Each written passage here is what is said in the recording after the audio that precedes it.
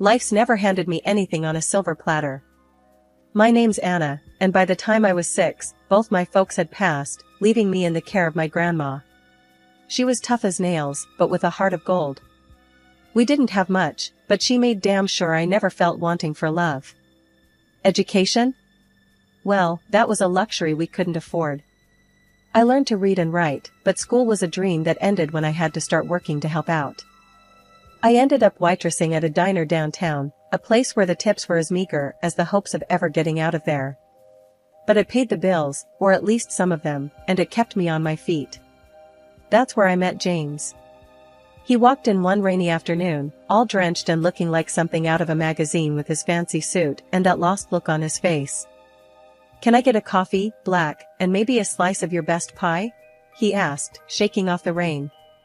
"Sure thing, coming right up," I replied, trying not to show how his smile made my heart skip a beat. James was from a different world, one where people didn't worry about their next meal or whether they could afford the rent. We got to talking, him with his curious questions about my life, and me, well, I was just being my straight-up self. "So, what's a guy like you doing in a dive like this?" I couldn't help but ask. "Just passing through, looking for a bit of real life, I guess." He chuckled, that smile never leaving his face. "Real life, huh? Spend a day in my shoes, you'll get more real life than you bargained for," I joked back, not really expecting him to understand. But he surprised me. He kept coming back, not just for the coffee, but for the conversations. We talked about everything and nothing, and somewhere along the line, I started to fall for him. Hard. James introduced me to his world, one I never knew existed.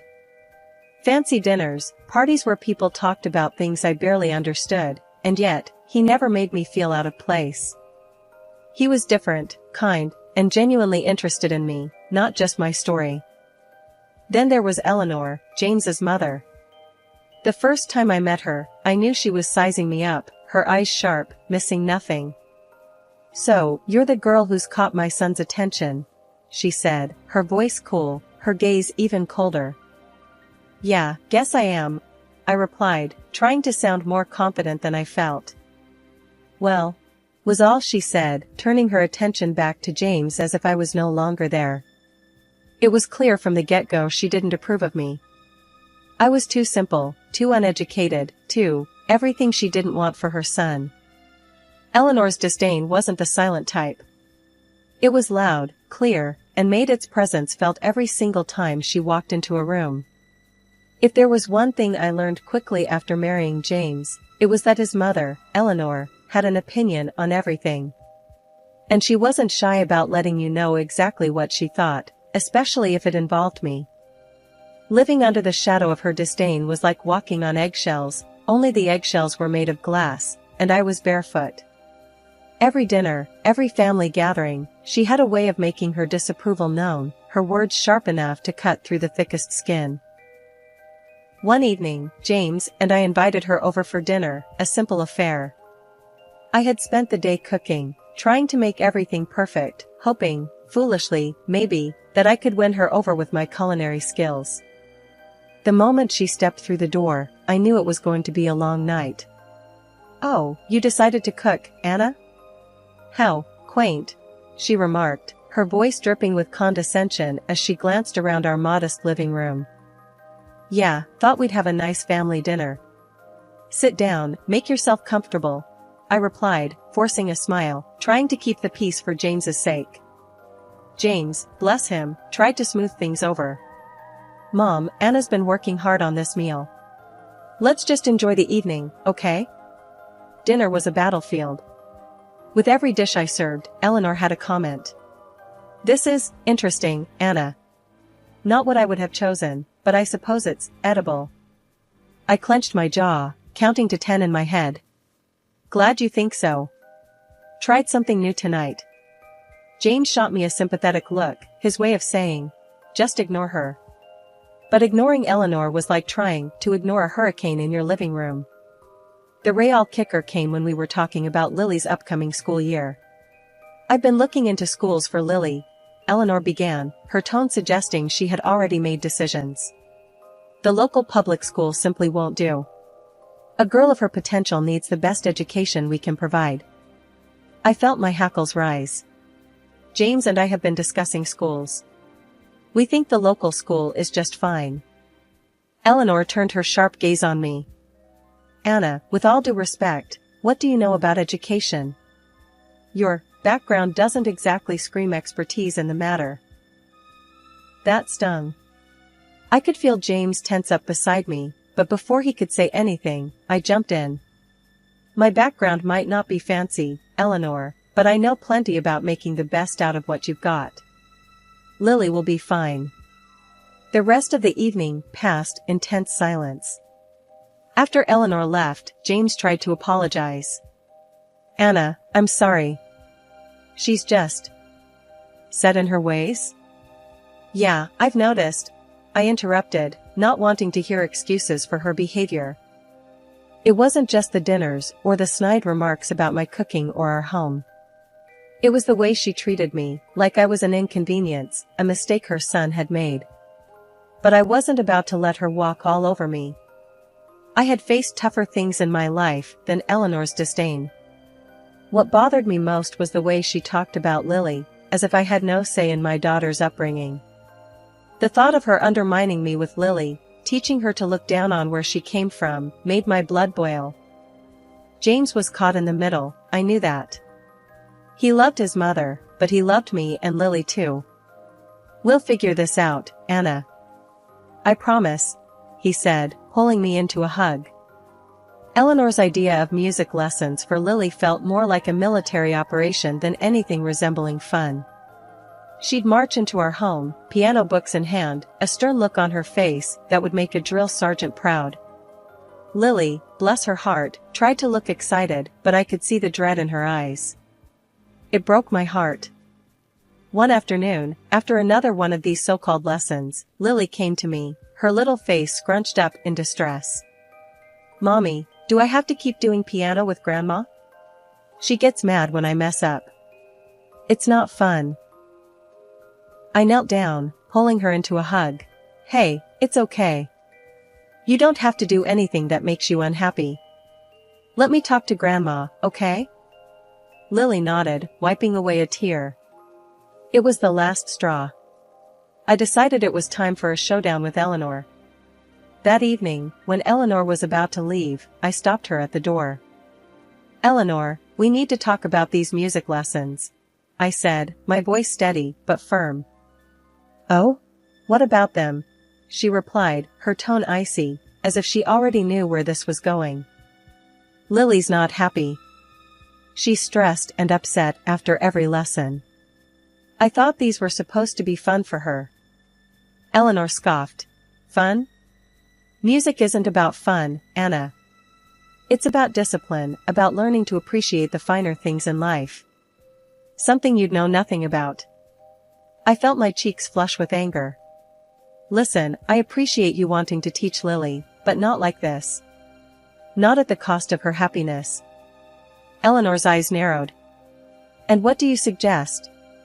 Letting her quit. That's the problem with your generation. Too quick to give up. No wonder you ended up where you are. That stung. More than I wanted to admit. It's not about giving up. It's about not forcing her to do something she hates. There's a difference. Eleanor shook her head, dismissive. I won't stand by and watch my granddaughter waste her potential. If you're not interested in her future, I certainly am. That night, after Lily went to bed, I sat down with James. We need to talk about Eleanor and these piano lessons, I started, trying to keep my voice even. James looked up, his expression wary. What about them? Lily's miserable, James. She's scared of making mistakes because your mom's too hard on her. She's losing her love for music. James sighed, running a hand through his hair. Mom just wants what's best for Lily. You know how she is with perfection. I felt my frustration rise. But at what cost? Our daughter's happiness? There was a long silence before James spoke again. I'll talk to Mom. But Anna, you know how she is. she said in her ways.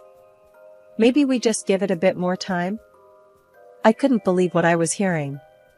More time? James, our daughter is unhappy. He didn't meet my gaze.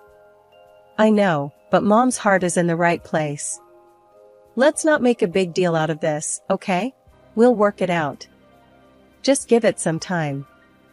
The conversation ended there, but the issue didn't. James did talk to Eleanor, or so he said, but nothing changed. If anything, the lessons became more frequent, as if Eleanor was doubling down in the face of my concerns. It wasn't that I didn't appreciate music, it was the way Eleanor lorded over Lily, pressing her own brand of perfection onto her, that rubbed me the wrong way. But Lily was a trooper, and somehow, she managed to find joy in the keys, despite her grandmother's heavy-handed teachings. As our wedding anniversary approached, James and I decided to throw a party.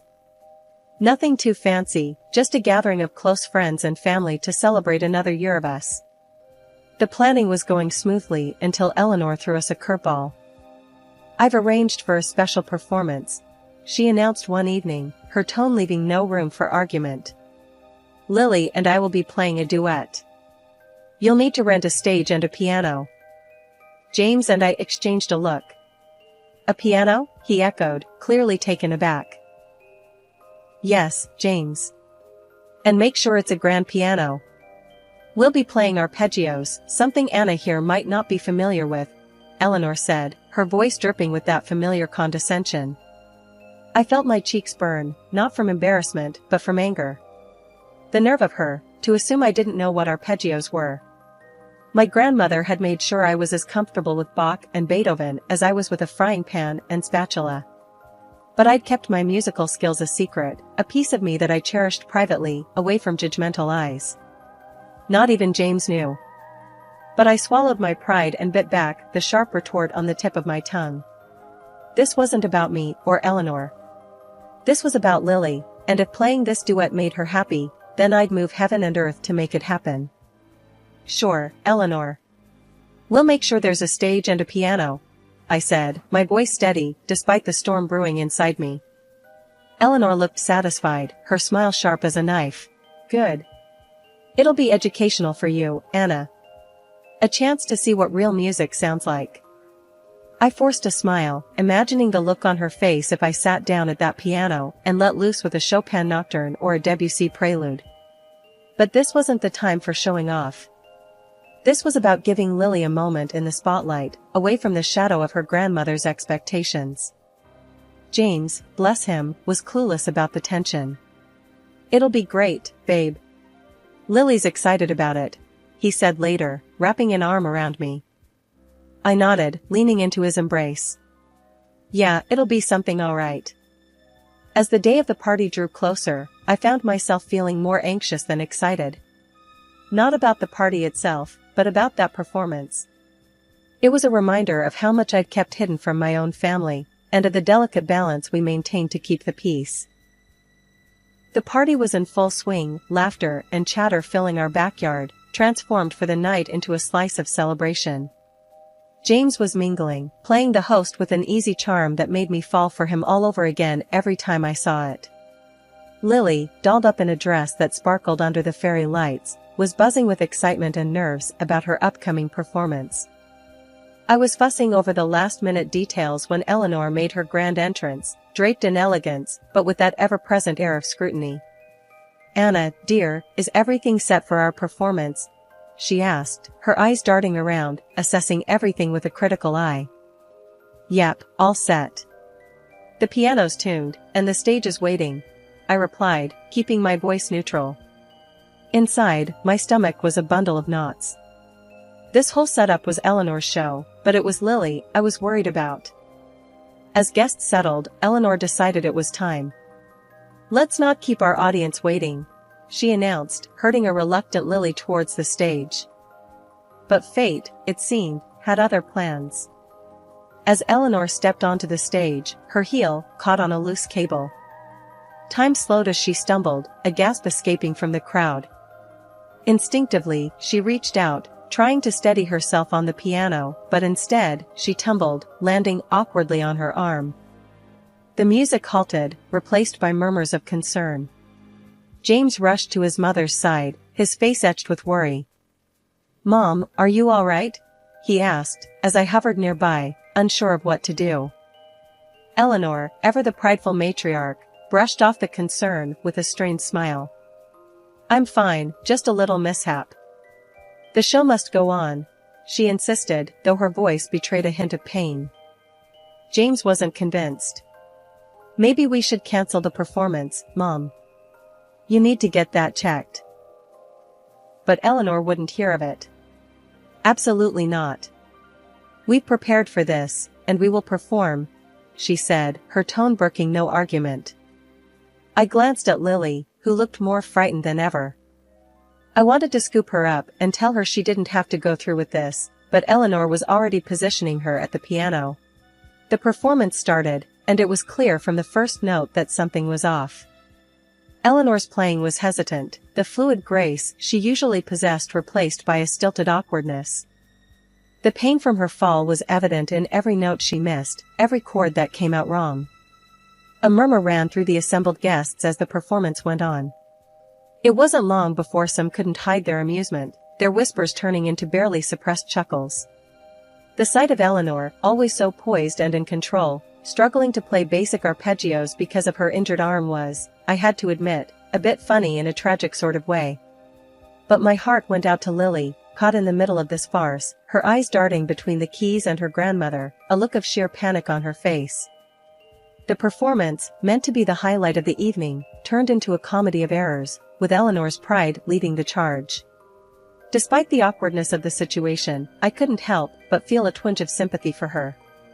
There she was, trying to maintain her dignity in front of an audience that found her predicament amusing. It was a humbling moment for someone who seldom found themselves anything less than perfect. As I watched Eleanor stumble away from the piano, her pride taking a hit right in front of everyone, I was torn. Part of me thought, well, it's about time she came down a peg or two. But then, seeing her trying to blink away those tears of frustration, my heart softened. She might be all sorts of difficult, but she didn't deserve to be humiliated like that. And Lily, my sweet girl, looked so upset by the whole ordeal, I couldn't bear it. Eleanor, her face a mask of disappointment mixed with pain, slowly moved aside. That's when I made my decision. I wasn't about to let the evening end on such a sour note. Not if I could help it. So, there I went, taking a seat at the piano beside Lily, who looked at me with wide, questioning eyes. "Just follow my lead," I whispered to her, giving her a reassuring smile. I could feel everyone's eyes on us, curious, maybe even a bit skeptical. We started to play, and it was like magic. The notes just flowed, perfect and clear. For a few minutes, there was no Eleanor, no awkward tension, just me, Lily, and the music. I could hear the surprise in the room, the shift in the atmosphere as we hit our stride. The applause that followed was thunderous, especially from James, who looked like he might burst with pride. But it was Eleanor's reaction that caught me off guard. She was standing there, tears streaming down her face, but this time they were different. There was something like respect, maybe even a hint of regret, in her eyes. I had no idea you could play," she said, her voice soft, almost lost in the buzz of the room. "A lot of things you don't know about me," I shot back, half teasing, half serious. It was a moment of triumph, sure, but it was also a bridge, a way to show her there was more to me than she'd ever given me credit for. Lily, ever the showman, took her little bow, her face lit up with a mix of relief and joy. And as the applause died down, I stayed seated at the piano, my fingers resting lightly on the keys, ready for the next piece. "Wow, Anna, that was incredible." "I had no idea," James said, his voice filled with wonder and something akin to disbelief. Eleanor cleared her throat, stepping closer, her gaze fixed on me. "Anna, I must admit, that was quite a performance. You and Lily, you played beautifully together." I raised an eyebrow, surprised by her concession. "Thanks, Eleanor. Music's always been a big part of my life. Just never had the chance to show it off like this." The guests murmured their agreement, some still clapping softly, their smiles genuine and encouraging. It was a rare moment of unity, the usual tensions forgotten in the wake of our shared experience. Lily tugged at my sleeve, her earlier shyness replaced by excitement. "Mom, can we play another one? Please?" I looked down at her, her enthusiasm infectious. "Sure, kiddo. What do you say we give them a little Beethoven?" The mention of Beethoven caught Eleanor off guard, her interest piqued. "Beethoven, you say? I didn't realize you were familiar with his work." "There's a lot of things about me you're not familiar with," I shot back, not unkindly. I turned to the guests, who were watching our exchange with a mix of amusement and curiosity. "Everyone, we hope you enjoy this next piece. It's one of our favorites." As Lily and I launched into the first few bars of Für Elise, a piece so familiar yet always capable of evoking deep emotions, the room settled into a hushed reverence. The music flowed from us, a testament to hours of practice and a shared love for the piano that I hadn't realized was so strong in my daughter. When the piece ended, the applause was louder, more assured. It was as if our performance had woven a thread of connection through everyone present, drawing us together in appreciation of something truly special. James came over, his pride evident. "I think we might need to get a second piano at this rate," he joked, but I could tell he was seriously considering it. Eleanor approached again, this time her expression softer, more reflective. "Anna, I was wrong about you. Your love for music, for our family, it's clear. I'm sorry for any harsh words I've said." I was taken aback by her apology, the sincerity in her voice unmistakable. "Thank you, Eleanor. That means a lot coming from you. Maybe we can start fresh?" She nodded, a small smile playing at the corners of her mouth. "I'd like that. Very much." The rest of the evening was a blur of laughter, conversation, and even more music. Lily and I played a few more pieces, each one drawing cheers and applause from our guests. It felt like a turning point, a bridge mended through the power of music and a shared moment of vulnerability. It's been a while since that unforgettable night when music changed everything between me and Eleanor, my once daunting mother-in-law. If someone had told me back then that we'd end up close, I would have laughed it off. But here we are, and I can hardly believe it myself. Eleanor softened a lot, especially when it comes to Lily's upbringing. She's not as rigid as she used to be, and I see a warmth in her I never knew existed. These days, we often find ourselves sitting side by side at the piano, our fingers dancing over the keys in perfect harmony. It's become our thing, playing together during family get-togethers or quiet evenings at home. Who would have thought? One evening, as we finished a particularly challenging piece, I turned to Eleanor, unable to hide my grin. "Not bad for two amateurs, huh?" Eleanor actually chuckled, a sound so rare and precious it still caught me off guard. "Speak for yourself, Anna. I've always been a virtuoso in my own mind." Lily, who'd been listening, piped up from where she sat, a stack of music sheets in her lap. "Grandma, you're the best teacher. But Mom's catching up." Eleanor's gaze softened as she looked at Lily, then back at me. "We make a good team, don't we?" "Yeah, we do," I agreed, feeling a surge of pride.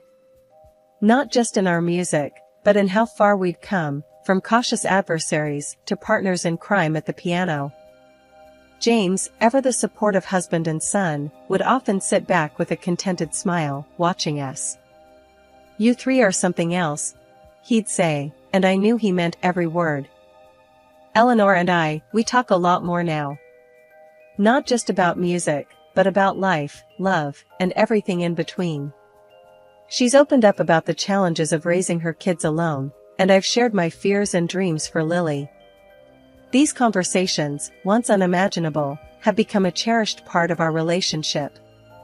"Anna," Eleanor said one night, after Lily had gone to bed, I was too harsh on you before. You brought something special into this family."